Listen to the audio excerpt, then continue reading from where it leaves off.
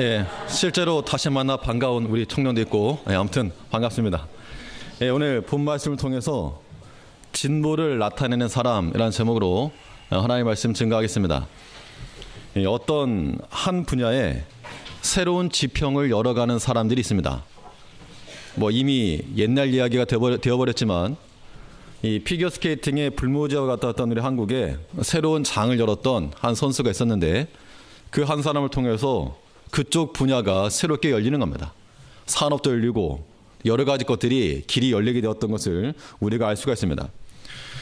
보통 진보라고 말하면 어떤 정치적으로 어떤 좀 과격하고 앞서 나가고 격식과 형식을 무너뜨리고 이러한 것이라고 생각하기 쉽지만, 진보적이라고 하는 것과 이 진보라고 하는 것은 조금 구별해서 생각해 볼 필요가 있습니다.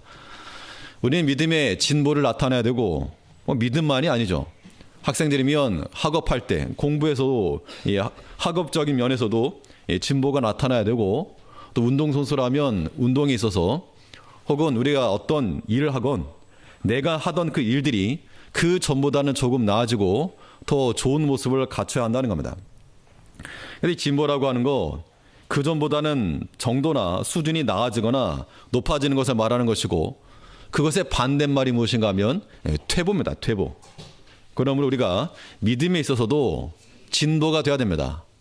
그 전보다 조금 나아지고 수준이 높아지는 그런 모습이 돼야지, 도리어 퇴보를 하고 뒤로 물러가고 예전만 못하는, 예전에는 믿음도 좋고 예배도 잘 드리고 기도도 열심히 하고 전도하고 봉사하고 그랬는데 지금은 예전만 못하다. 바꿔 말하면 나이가 많이 먹어서 그렇습니다 라고 하는 것도 하나의 말이 되겠지만, 우리 속사람은 강해져야 되니까 이건 내 믿음이 퇴보한 건 아닌가, 나이 먹어가는 것도 서러운데 믿음까지 뒤로 물러가면 안 된다는 겁니다.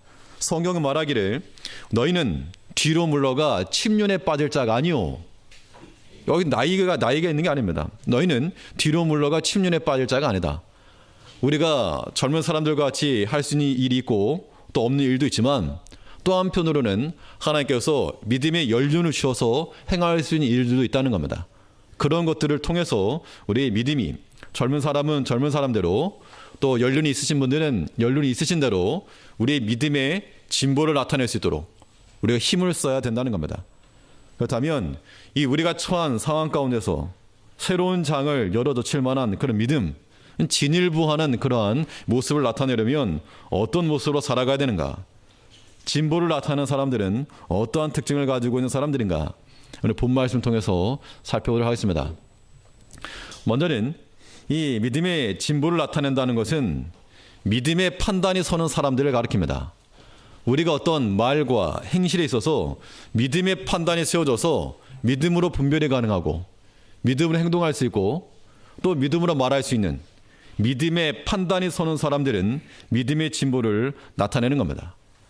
이 믿음의 판단이라고 하는 것은 결국 무엇인가 하면, 모든 일이라고 하는 것이 하나님의 손에서 결정된다라고 하는 것을 믿는 겁니다. 무엇을 믿는 겁니까? 모든 일이 하나님의 손에서 결정된다라고 하는 것을 아는 것, 믿는 것, 이것이 믿음의 판단이 선 사람들의 모습인 것이죠. 그래서 우리가 눈으로 보고 귀로 듣고 하는 것들이 도무지 우리 마음에 들지 않고 이해되지 않는 그런 일이 벌어질지라도, 이 모든 것들이 누구 손에서 결정된 것이다? 하나님 손에서. 또 내 원치 아니하는 그런 상황일지라도 하나님께서 또한 바꾸실 수 있음을 믿는 것, 이것이 믿음의 판단이 바로 선 사람이요, 이런 사람들이 믿음의 진보를 나타낼 수 있다는 겁니다. 어떻게 보면 지극히 당연한 겁니다. 우리가 처한 상황이라고 하는 것이 내 힘으로 해결할 수 없을 때 이것도 하나님의 손에서 났다라고 생각하는 사람들은 하나 앞에 엎드릴 것이요, 하나 앞에 지혜를 구하고 방법을 찾을 것이기 때문에 당연히 하나님께서 열어주시는 그 길, 그 더 나은 길을 걸어갈 수 있다는 겁니다. 오늘 본문에서는 바울 사도가 감옥이라고 하는 상황에 처했습니다. 바울이 복음을 전하던 사람이었습니다. 복음을 전하던 사람인데 진실하였고 기도하였고, 우리는 생각하기를 이 만사형통이 돼야지 감옥에 갇힌다는 게 도대체 무슨 말일까? 감옥에 갇힌 거 혹시 바울이 어떤 죄를 지은 건 아닌가? 그 어떤 연보 문제 때문에 죄가 있어가지고 하나님이 그를 심판하신 건 아닌가, 이런 생각을 하는 사람들이 없지 않을 수 있고, 또 복음 전하다가 이 감옥에 갇혔기 때문에 큰일이다, 이 복음 사역이 이제 끝났다라고 생각이 될 수 있다는 겁니다. 또 그 당시 그렇게 사람들이 생각했다는 겁니다.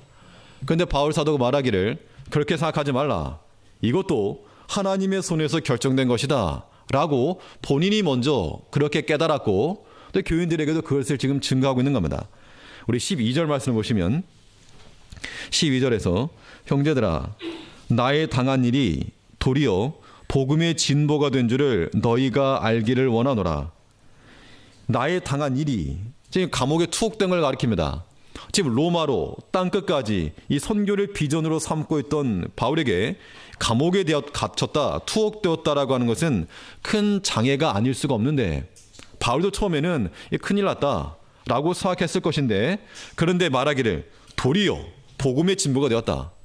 이 말은 복음의 진보가 드러났다라고, 도리어 드러났다는 거니까 그 전에는 감옥에 투옥될 때만 해도 참 큰일 났다, 이거 참 위기다라고 생각했다는 겁니다. 바울도 그러하고 교회들도 그러하고, 이것은 복음의 퇴보다라고 생각했던 그 생각이었는데, 막상 들어가 보니 그 감옥이라고 하는 것이 하나님이 예배해 놓으신 선교의 자리요, 바울은 이 땅끝으로 로마로까지 가려는 목표가 있었지만 하나님께서는 도리어 감옥 가운데서 성경을 기록하게 하였고, 에빌소부터 시작해서 에필골몬 4가지 옥중 서신이라고 부르는데, 이 주옥 같은 서신들이 그가 만일 바쁘고 분주했더라면 기록되지 못했을 겁니다. 하나님께서는 참으로 자비로우신 하나님께서 이 시대에 우리에게 이 하나님의 말씀을 남겨주시려고 이 바울의 그 앞길을 잠시 막으시고 감옥에 잠깐 들어가셔서 그로 하여금 말씀 기록할 수 있는, 또 그 시위대 안에서 지키고 있던 병사들, 군대 장관들, 그들에게 복음을 증가할 수 있는 길을 만들어 주셨다는 겁니다. 13절에도 보니까 이러므로 나의 매임이 그리스도 안에서 온 시위대 안과 기타 모든 사람에게 나타났으니, 바울은 그가 비록 죄수의 신분으로 감옥에 들어갔지만 거기에서 죄수로서 있었던 것이 아니라 자유자로서, 복음 증거자로서 서 있었다고 하는 겁니다. 이 모든 것이 어떻게 가능했는가? 내가 감옥에 갇혀왔다, 나 여기서 이제 나갈 방법이 없다, 어떻게 해서 로비를 할 것인가, 이게 아니라 내가 지금 여기에 들어온 것도 누구의 손에서? 하나님의 손에서. 내가 지금 감옥에 죄수로 들어왔지만 이것도 무엇이 있는 것이라? 하나님 뜻이 있는 것이라 라고 판단하였기 때문에 그 상황을 뚫고 지나갈 수 있는 힘과 능력이 있었다라고 하는 겁니다. 바울이 말하기를 이 자기 자신의 형편에 대해서 뭐라 말했는가 하면 12절 다시 보니까 형제들아 나의 당한 일이, 우리가 보통 어떤 일을 말할 때 내가 당했다 라고 말하는 것은 좋은 느낌을 가지고 말하지 않습니다. 우리가 보통 당했다라고 말할 때는 뭐 사기를 당했다라든가 아니면 속임을 당했다라든가 이런 안 좋은 상황에 처했을 때를 우리가 말하는 겁니다. 내 원함은 아니지만 내가 원치 아니하는 일들을 당했을 때, 겪었을 때, 그때 당했다라고 말하는 것이죠. 바울도 지금 말하기를 우리가 당한 일, 물론 다른 여러 가지 환란도 있었겠지만 궁극적으로는 지금 이제 감옥에 갇힌 겁니다. 어떠한 사건에 의해서 이 모든 것들이 우리가 원하는 것 혹은 내가 원하던 길은 아니었으나 그러나 하나님께서 여기에 이르게 하셨다. 또 모든 일 하나님 손에서 결정됨을 알았기 때문에 그는 끝까지 이 사명의 길에서 벗어나지 않고 믿음의 길을 지켜냈다는 겁니다. 우리 제일교회 속한 모든 성도님들도 이런 마음을 가셔야 됩니다. 저도 마찬가지고 하나님께서 지금에 이르게 하셨다. 우리의 모든 인생 과정 가운데서 내가 좋은 대로만 진행되지 않는다는 겁니다. 내 마음대로라면 일도 잘 돼야 되고 사업도 길이 열려야 되고 자녀들도 앞길이 열려야 되고 내 원하는 대로 다 돼야 되겠는데 그렇게 되지 않는다는 겁니다. 그렇기 때문에 바울이 말한 것처럼 우리가 당한 일, 내가 당한 일이죠. 그러나 내가 당한 그 일도 어디에 있는 겁니까? 하나님의 손 안에 있다는 겁니다. 이런 것을 믿을 때 우리는 하나님을 더욱 신뢰할 수가 있고 더욱 의지할 수가 있고 겁없이 담대하게 나아갈 수 있다고 하는 겁니다. 믿음의 판단에 서는 사람들, 모든 일이 하나님의 손에서 결정됨을 안다는 겁니다. 그렇기 때문에 우리의 모든 판단력은 눈에 보이는 것으로만 판단하지 말라는 것이죠. 믿음에 의한 판단이기 때문에 믿음이라고 하는 것은 아직 드러나지 아니한, 아직 나타나지 아니한 일에 대한 확신이죠. 그러므로 눈에 보이는 것으로만 판단하는 것은 믿음의 판단이 될 수 없는 겁니다. 믿음이라고 하는 정의 자체가 다르기 때문에 그렇습니다. 그러므로 우리가 믿음으로 판단한다는 것은 눈에 보이는 것만이 아니라 하나님께서 또 변화시키실 만한, 그러니까 하나님께서 바꾸실 만한, 하나님께서 행하실 그 일을 가지고 우리가 판단하고 생각해야 됩니다. 이 성경을 읽다 보면 참 우리에게 힘과 소망을 주는 그런 것들이 몇 가지 있는데 그 가운데 하나가 바로 이 단어 중에 하나가 이 도리어, 이런 단어, 도리어, 혹은 그리 아니하실지라도, 이런 반대, 이 반전을 나타낼 수 있는 그런 단어들이 우리 신앙에 소망을 주는 겁니다.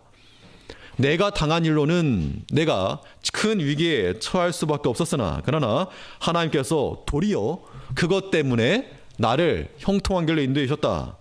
우리가 그런 마음을 가지고 살아간다면 우리의 믿음에 있어서 진보가 나타날 것이요, 생활적인 측면에서도 상황에 매이지 않고 환경에 갇히지 않고 믿음으로 이겨낼 수 있는 겁니다. 하나님께서는 모든 걸 다 사용하십니다. 하나님께서 예비해 놓으신 모든 걸 다 사용하시고, 때로는 악한 자의 악한 행실, 악한 자의 그런 꾀, 사람의 꾀까지도 하나님은 다 사용하신다 그랬습니다. 그래서 잠언 16장 4절에서는 여호와께서 온갖 것을 그 씨음에 적당하게 지으셨나니 악인도 악한 날에 적당하게 하셨느니라.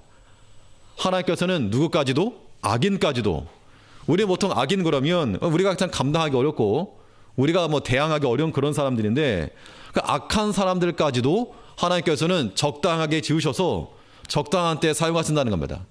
무엇을 위해서 사용하시는가? 하나님의 뜻을 나타내기 위해서 사용하시는 것이죠. 하나님의 뜻은 하나님의 사랑하는 백성들, 하나님의 사랑하는 자녀들을 위하여서 나타나는 것이므로, 그러므로 우리가 어떤 마음을 가질 것인가? 세상에 있는 여러 가지 모든 일들, 혹은 악한 자의 악한 행실까지라도 하나님의 백성들을 위하여, 더 구체적으로는 나를 위하여 하나님께서 사용하실 것이다 라고 하는 생각들을 가지셔야 됩니다. 하나님께서 그렇게 역사하신 것을 경험하는 사람들은 그 믿음에서 떠나지 않는 겁니다. 잘 아는 우리가 모르드게 사건 잘 아시죠?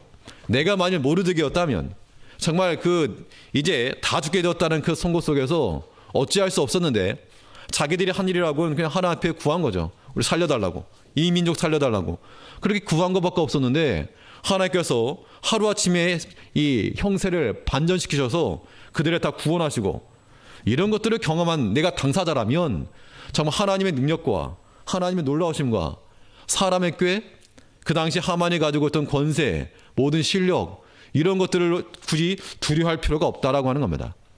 하나님께는 도리어의 능력이 있고 또 하나님께는 더의 능력이 있다는 거야. 더.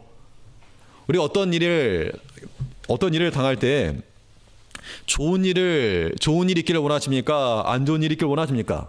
라고 물어보면 아마 거의가 아니라 다 좋은 일이 있기를 원한다라고 말하실 겁니다. 그런데 좋은 일보다 더 유익한 것은 무엇인가 하면, 좋은 일보다 더 좋은 것은 더 좋은 일이죠. 더 좋은 일. 하나님께는 이 더가 있다는 겁니다. 더. 그래서 우리에게 좋은 일이 있을 때 이 좋은 일을 더 좋게 만드실 수도 있고, 안 좋은 일이었는데 이 안 좋았던 것을 더 좋게 만드실 수도 있다는 겁니다. 만일 우리가 하나님 앞에 범죄하고 나갈 때면 좋은 거였는데 이 좋은 것을 도리어 더 안 좋게도 만드실 수 있는 그 능력이 하나님께 있음을 우리가 고백하고 인정해야 됩니다. 그러므로 우리가 이 하나님에 대해서 우리가 당한 일들, 아시아에서 당한 일, 우리가 당한 일, 이 당한 일만 쳐다보고 낙심하거나 소망을 내놓을 것이 아니라, 당한 일이 있었지만 도리어 12절 다시 보시면, 형제들아 나의 당한 일이 도리어 복음의 진보가 된 줄을 너희가 알기를 원하노라. 하나님께서 바꾸셨다, 하나님께서 뒤집으셨다 라고 하는 것을 믿고 믿음에 있어서 이 믿음의 길을 걸어간 겁니다. 그 요셉 사건에서 이 감옥 스토리가 나오게 되면 이 구약의 요셉을 빼놓을 수가 없는데, 요셉이 죄를 짓고 감옥에 간 것은 아니었습니다. 도리어 진실하게 행하다가 누명을 쓰고 감옥에 갔습니다. 거기서 빠져나올 수 있는 기회가 있었죠. 어떤 기회였는가 하면, 두 명의 왕의 신하가 들어왔는데, 한 명은 떡 맡은 관원, 한 명은 술 맡은 관원이었습니다. 그들이 두 사람 똑같이 꿈을 꾸고 근심의 빛을 보였을 때 요셉이 다가 물었죠. 꿈 이야기를 했더니 요셉이 해석을 했습니다. 한 사람, 떡 맡은 관원 너는 3일 뒤에 죽을 것이고 술 맡은 관원 너는 3일 뒤에 다시 복직될 것이라. 예수님을 가리키죠. 3일 뒤에 육체적 죽음과 부활할 것에 대한 그런 예표인데, 그런데 이 술 맡은 관원이 나와가지고 내가 만일 복직이 되면 요셉이 먼저 로비를 했죠. 당신이 나가면 나를 좀 기억해달라. 내가 여기 죄 짓고 여기 감옥에 들어올 만한 그런 일 안 했다. 그러니까 당연히 이 관원이 풀려났으면 어떻게 해야 인지상정입니까? 당연히 나를 도와준 사람, 나를 회복시켜준 사람을 구해줘야죠. 건져줘야 됩니다. 정권이 바뀌게 되면 예전에 나를 도와줬던 사람들 다 이렇게 한 자리씩 챙겨주는 게 보통이죠. 그런데 이 사람이 잊어버렸다는 겁니다. 의도적으로 내가 생각이 났는데 안 도와준 게 아니라 잊어버렸다는 겁니다. 잊어버렸다. 그런데 만일 이 장관이 그 당시에 복직되자마자 요셉을 건져줬으면 이 보디발의 가정에서부터 이제 해방되었겠죠. 이제 너는 자유다. 자유의 몸을 가지고 아마 고향으로 돌아갔을지도 모르고 어떻게 되었을지 모를 일입니다. 그런데 이 장관이 도리어 요셉을 잊어버렸기 때문에 그가 누가 앞에 설 수 있었습니까? 왕 앞에 설 수 있다는 겁니다. 이런 생각과 이런 마음을 갖는 것, 이것이 믿음의 판단이 선다는 겁니다. 그러니까 우리가 눈에 보이는 것 놓고 보면 저 술 맡은 관은 저 은혜를 모르는 놈, 이런 식으로 비난과 욕설을 던질 터인데, 그런데 조금 더 인내하고 조금 더 참고 보니까 하나님께서 더 좋은 일을 주었다는 거예요. 더 좋은 거. 그래서 우리가 하나님 앞에서 살아갈 때 우리 믿음의 진보라고 하는 것이 어떻게 나타나는가? 하나님 앞에서 믿음의 판단이 설 때 우리의 믿음의 진보가 나타나는 겁니다. 하나님께는 무엇이 있습니까? 더가 있으면 알아야 한다는 겁니다. 그래서 우리 모든 형편을 더 좋게 만들 수도 있고, 모든 일이 꼬였는데 그것 때문에 우리가 더 믿음에 바로 설 수가 있고, 우리가 뭐 만사형통되고 그러면 하나님 떠나며 살 사람 많습니다. 그런데 때로 하나님께서 우리의 발목을 잡아주시니까 하나님 떠나지 않고 기도하는 자리로 하나님 붙들며 사는 것이죠. 그것이 우리에게 유익한 것인 줄 알고 우리가 좋게 생각하는 것 이상입니다. 하나님께는 좋게 생각하는 것 이상, 그것이 곧 믿음으로 생각하는 겁니다. 믿음의 판단에 서서 모든 일은 하나님의 손에서 결정됨을 우리가 알고, 이것도 하나님의 손에 결정된 것이다. 하나님께서 인도하셨다라고 판단하시고, 여기에서 나를 향하신 하나님의 거룩한 뜻이 무엇인가, 이 시점에서 내가 나타낼 수 있는 하나님의 영광은 무엇인가 라고 하는 것들을 생각할 수 있는 우리가 되어야 한다는 겁니다. 그러한 믿음의 판단이 바로서는 제일교회 성도님들 되시길 바랍니다. 또 이 우리가 처한 상황 가운데서 이 믿음의 진일보, 이 진보를 나타내는 사람, 어떤 사람인가? 둘째로는 새로운 시도를 도전하는 사람들입니다. 새로운 시도. 바울만이 아니라 바울과 함께하였던 그 빌립보 교회 공동체, 그 성도들도 믿음의 진보를 동일하게 나타냈습니다. 새로운 시도를 도전한다고 할 때 거기에 당연히 진보가 있겠죠. 오래될수록, 어떤 공동체가 오래되면 오래될수록 변화를 싫어합니다. 움직이는 걸 싫어하고 바뀌는 걸 싫어하고, 물론 급격하게 바뀌면 싫어하지만 조금씩 변해 나가는 것, 그것은 유익한 겁니다. 자, 또 한편으로 우리가 이 변화에 대한 그런 열린 마음을 갖는 것도 필요합니다. 이 새로운 시도를 도전하는 사람들은 거기서 반전의 기회를 찾을 수가 있는데, 우리가 보통 하는 말들 가운데 판을 뒤집는다, 그런 말이 있습니다. 판을 뒤집는다. 어떤 그 말 뒤집는다, 그런 의미가 아니라, 쉽게 말하면 이렇게 말할 수 있겠죠. 종이에다 내가 막 글을 쓰는데 꽉 찼습니다. 더 이상 쓸 데가 없습니다. 그럼 어떻게 하면 되겠습니까? 뒤집어서 쓰라, 그 얘기입니다. 왜? 뒷면이 비었으니까. 판을 뒤집는다는 것이 마치 그와 같은 개념인데, 우리가 어떤 일을 당했을 때 이게 더 이상 기록할 것이 없고, 더 이상 길이 없고, 더 이상 나갈 게 없으면 그걸 그냥 그 자리에서 뒤집는, 그 자리에서 새로운 것을 찾는 게 아니라 그것을 그냥 그대로 뒤집었을 때 거기에서 우리가 새로운 길과 새로운 기회가 나올 수 있다라고 하는 거, 이거 알아야 한다는 겁니다.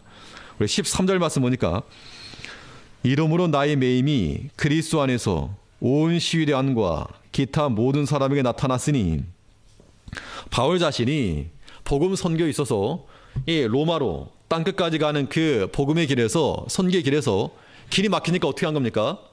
판을 그냥 뒤집은 거죠.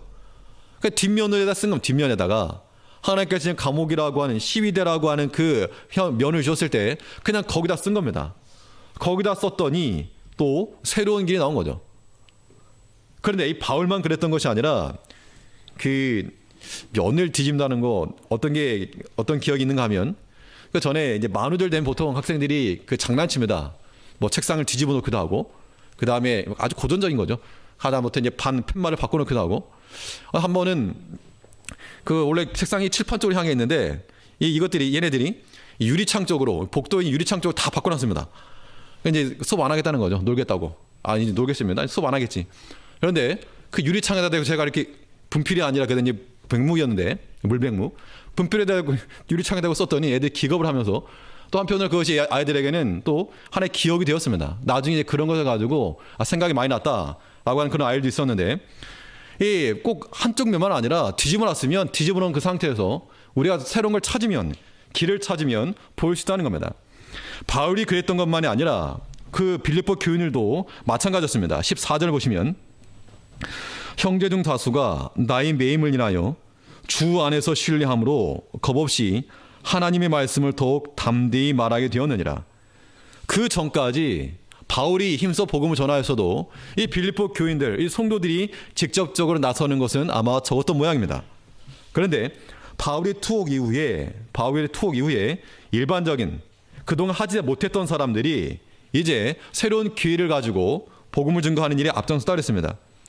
형제들 다수가 나의 매임을 인하여 주 안에서 신뢰함으로 겁없이 하나님의 말씀을 더욱 담대히 말하게 되었느니라. 그 전까지는 해보지 않았는데 어떻게 보면 두려움이 될 수 있고 거절에 대한 그런 무서움이 될 수 있겠죠. 그런 것 때문에 안 했는데 이제 바울이 맡기고 나니까 내가 해야 되겠다. 우리가 해야 되겠다. 그 마음 가지고 전에 해보지 않았던 것들을 시도했다는 겁니다. 그랬더니 생각했던 것 이상의 이런 일들, 사건들이 벌어진 것입니다. 우리 교회적으로도 그동안 해보지 않았던 것들을 시도할 때 상반된 평가가 있는 겁니다. 하지 않았던 것을 왜 하느냐라고 하는 것도 되고 있을 수가 있고 하지 않았던 것을 하다 보면 또 새로운 것이 있을 수 있다는 겁니다. 새로운 거. 그 전에는 알지 못하던 거, 그 전에 행하지 못하던 것들을 시행할 수 있기 때문에 안 했던 거 왜 하느냐 이런 자세로는 진보가 나타날 수가 없고 조금씩 새로운 것들을 우리가 시도하고 추구해 나가는 거 이거 필요한 겁니다. 새로운 것을 시작한다 할 때 칭찬받으려고 하면 안 됩니다. 어차피 안 하던 거 하기 때문에 당연히 비난의 말이나 오해의 말이나 부정적인 평가도 그냥 감수하고 가야 됩니다. 그렇게 하다 보면 반드시 그전에는 알지 못했던 것들, 생각하지 못했던 그런 새로운 길들이 열릴 수 있다는 겁니다. 올해 1년이 채 되지 않았지만 몇 가지 것들 이렇게 지내오면서 처음에 시행하기 전에, 행하기 전에 계획했을 때보다 실제 행동을 나서 이 방향이 바뀐 것들이 여러 차례 있었습니다. 그런데 그런 것들을 보면서 전에 생각하지 못했는데 일이 또 이렇게 되는구나. 하지 않았으면 못했을 일인데 하다 보니 일이 그렇게 진행되더라는 겁니다. 그럼 우리가 믿음 안에서 그동안 하지 못했던 거 시작할 수 있어야 됩니다. 그동안 내가 믿음 안에서 기도하지 못했으면 이제 할 수 있어야 됩니다. 근데 오랫동안 기도 생활 못했는데 이제 기도 생활 시작해보고 물론 시작하려면 여러 가지 방해 요건들이 있겠죠. 그 물리치고 하는 겁니다. 그래야 진보가 나타나는 것이죠. 그동안 내가 봉사 잘 못했는데 이제는 좀 봉사를 좀 하고 그러려면 개인 시간을 또 투자해야 되겠죠. 또 그동안 내가 전도하지 못했는데 전도를 또 하고 또 다른 사람들 같이 하니까 혼자 하라는 것도 아니고 같이 할 때 같이 하는 겁니다. 이런 것들 전에 하지 못하였던 것들을 새롭게 시도하고 도전하다 보면 점점점 발전이 되는 겁니다. 어제 많은 분들 나오셔서 수고를 많이 하셨습니다. 제 기억으로 전에 한번 한 2, 3년 전에 한번 했던 거 같고 또 이제 어제 또 했는데 또 물론 예전에 했던 거 그대로 했던 것도 있고 하다 보니 이게 필요하구나. 또 이렇게 하겠구나. 이렇게 하면 되겠구나. 하다못해 어디 천막도 새로 쳐지고 전에는 안 했던 거 하다 보면 길을 찾다 보면 뭐든지 새롭게 길이 열릴 수가 있고 또 새로운 모습이 나타날 수 있다는 겁니다. 그렇기 때문에 하지도 않고 행동하지 않고 머릿속으로만 두려워하는 마음 가질 게 아니라 행동해야 됩니다. 두려움을 극복하는 것이 관건이죠. 오늘 본문에도 보면 이 빌립보 교인들이 바울도 잡혀갔는데 우리도 잡혀가면 어떡하는가 이런 생각이 있었다면 아무것도 못했겠지만 그런데 형제 중 다수가 나의 매임을 인하여 주 안에서 신뢰함으로 겁없이 하나님의 말씀을 더욱 담대히 말하게 되었느니라. 그때 바울은 말하기를 차라리 잘 됐다. 내가 감옥에 갇힌 것이 도리어 잘 됐다. 왜 잘 됐는가? 내가 이렇게 감옥에 갇히니까 교인들이 움직인다. 교인들이. 그동안 움직이지 않던 교인들이 움직인다. 어떻게 보면 이것이 참 지극히 정상적이고 이 본이 될 만한, 모델이 될 만한 그런 교회인 겁니다. 교회도 마찬가지로 목사 혼자 이것저것 다 하는 게 아니라 목사는 좀 감옥에 잡혀 있고 교인들이 스스로 일어나서 스스로 이 모든 이 복음의 일들을 감당해 나간다면 참 하나님께서 기뻐하실 만한 모습이라고 하는 겁니다. 그러므로 우리가 하나님의 교회 일을 향함에 있어서 다른 사람에게 미룰 것이 아니라 내가 한다. 내가 앞장선다. 하나님께서 맡기신 거 한다. 이런 생각을 가지고 우리가 해야 한다는 겁니다. 생각을 전환하고 또 반전의 기회를 삼는 것, 이게 진일보하는 사람의 특징이죠. 이 믿음의 일만이 아니라 믿지 않는 세계에서도 이런 생각의 전환과 발상의 전환으로 큰 유익을 얻었던 사람들이 많은 겁니다. 창세기 45장에 보면 이 요셉의 형들이 요셉을 팔았을 때 다시 만날 거라고 하는 꿈에도 상을 못했을 겁니다. 다시 만났을 때 얼마나 두렵고, 그런데 요셉이 말하기를 당신들이 나를 이곳에 팔았으므로 근심하지 마소서, 한탄하지 마소서. 내가 당한 이 사건들이 당신들이 나를 팔아서 된 것이지만 그 이면에 하나님께서 역사하신 것이다 라고 하는 믿음의 그런 생각이 있었기 때문에 또 그렇게 자기가 그렇게 생각을 한 거죠. 그런 믿음의 생각의 발상이 전환이 있었기 때문에 그냥 견뎌낸 것입니다. 막혔다고 가만히 있으면 안 된다는 겁니다. 막혔다고 가만히 있으면 안 되고, 못한다고 가만히 있으면 안 되고, 행동하고 시도하고 더 유익한 길이 무엇일지를 찾아봐야 됩니다. 그러면 길이 있다는 겁니다. 안 해서 그렇지. 그 예전에 그 접착제를 만든 어떤 회사에서 접착제를 만드는데 누가 어떤 실수로 뭐 배합을 잘못했는지 아니면 시간을 잘못 돌렸는지 결과물이 나왔는데 이 접착력이 별로 안 좋더랍니다. 금방 떨어지고. 그래서 많은 사람들이 큰일 났다. 이거 다 버리게 생겼다. 그랬는데 어떤 사람이 그러지 말고 이게 접착이 잘 안 돼서 쉽게 떨어지면 이것으로 유익할 게 뭘까 한번 생각해 보자. 그래서 나온 게 포스트잇이죠. 이게 포스트잇이니까 띄었다 붙였다 이게 쉬우니까 유용한 것이죠. 딱 달라붙으면 어려울 텐데. 그렇기 때문에 우리가 어떤 일이든 이거 안 좋은 것이다 라고만 생각할 것이 아니라 조금의 생각의 전환과 발상을 조금만 바꿔서 우리에게 유익함을 끼칠 수 있을 때까지 우리가 사용해야 됩니다. 하나님께서는 악한 자를 통해서도 뭐 하신다 그랬습니까? 적당한 날에 사용한다 그랬습니다. 선한 사람, 믿음에 있는 사람을 쓰실 텐데 악한 자라도 하나님의 손에만 들어가면 이게 쓰인다는 겁니다. 제일교회 음식 솜씨 좋으신 분들 많으시죠? 그러니까 재료만 들어가면 좋은 게 잘 나옵니다. 마치 그와 같은 모습으로 하나님께서 우리에게 주신 모든 상황들, 사건들이 우리에게 믿음으로 요리할 수 있는 재료를 주셨다라고 판단하시고 그를 통해서 우리에게 더 유익이 될 만한 것들을 찾아낼 수 있는 새로운 시도와 생각의 전환들, 이런 것이 있을 때 우리에게 유익함이 있다는 겁니다. 자, 또 우리가 믿음 안에서 진일보하려면 또 어떤 마음을 가져야 되는가 하면 우리가 닫힌 마음이 폐쇄된 마음이 아니라 열린 마음을 가지고 있어야 됩니다. 이 믿음의 일을 감당해 나갈 때 어떤 다수의 형제들은 이 바울을 사랑하는 마음으로 이 복음의 뜻을 함께 참여했지만 또 일부의 사람들은 바울을 괴롭게 하려고 그를 했다라고 말하고 있습니다. 15절 말씀 보시면 15절에 어떤 이들은 투기와 분쟁으로 어떤 이들은 착한 뜻으로 그리스도를 전파하니 이들은 내가 복음을 변명하기 위하여 세우심을 받은 줄 알고 사랑으로 하나. 어떤 사람들은 일부 형제들은 사랑의 마음을 가지고 바울이 못하니까 이제 우리라도 하자. 바울이 없으니까 우리도 하지 말자. 이게 아니라 그런 사람들 꽤 있죠. 저 사람 안 하니까 나도 안 한다. 이런 마음은 그 신앙이 하나님 앞에서의 신앙 아닙니다. 사람 보고 하는 거죠. 물론 사람을 따라갈 수 있지만, 그러니까 이건 어디까지나 초신자의 경우이고, 우리가 어떤 이제 믿음의 길에 들은 중직자의 그런 위치라면, 다른 사람이 안 하니까 나도 안 한다. 다른 사람 빠지니까 나도 빠진다. 이런 생각들은 정말 어떻게 보면 말도 안 되는 생각들입니다. 도리어 내가 앞장서감으로 빠지던 사람을 끌어들일 수 있는 그런 능력이 있어야지, 저 사람 안 하니까 나도 안 한다. 저 사람이 기도 안 하니까 나도 안 한다. 이런 생각은 옳지 않다는 겁니다. 오늘 본문에서 바울 사도가 투옥되었을 때 빌립보 교인들이 이 바울 안 하니까 나도 안 한다 이렇게 말하지 아니하였고 이제 우리가 하자. 바울이 못하니까 이제 우리가 하자. 대신 어깨를 짊어지고 나가는 사람들이 있었다는 겁니다. 그래야지만이 개인으로나 공동체로나 발전이 있는 겁니다. 우리 제일교도 마찬가지입니다. 아, 이 사람 안 하니까 나도 안 한다. 그러면 아마 더 약해지겠죠. 그러나 내가 먼저 하자. 다른 사람 못하면 내가 하자. 이런 마음을 가지고 나올 때 더욱 풍요로워지는 그런 공동체가 될 수 있을 거라는 겁니다.